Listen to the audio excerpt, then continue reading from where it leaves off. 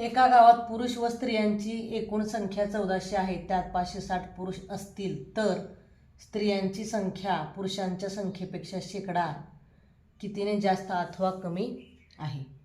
बघा, अगोदर आपल्याला स्त्रियांची संख्या काढावी लागेल. आपल्याला पुरुषांची संख्या दिलेली आहे.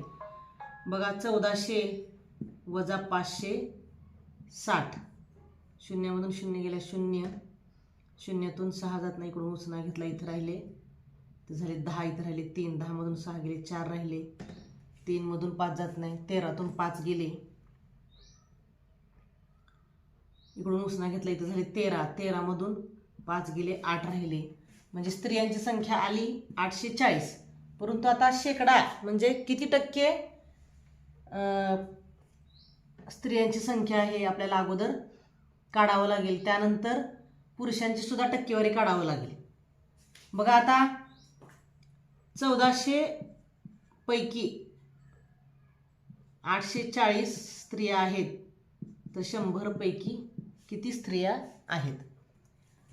बघा, 100 गुणुले 840 भागिले 1400. 1400 मधले 2 शून्य गेले आणि 100 मधले 2 शून्य गेले. आता 14 ने 84 ला भागूया. 14 एक 14, 14 6 84, शून्याचा भाग बसला. म्हणजे स्त्रियांची संख्या आली 60%. आता स्त्रियांची संख्या 60% आली तर आपण 100 मधून 60 गेले 40 राहिले तर पुरुषांची संख्या काय आली? 40% आली. मग स्त्रियांची संख्या ही पुरुषांच्या संख्येपेक्षा कितीने जास्त आहे? 60 मधून 40 गेले. बघा, 60% वजा 40% बरोबर 20%. म्हणजे 60% स्त्रिया आल्या, 40% पुरुष आले तर स्त्रियांची संख्या ही पुरुषांपेक्षा 20%ने जास्त आहे. म्हणून पर्याय 2 हे उत्तर येते. 900 ग्रॅमचे 11% म्हणजे किती?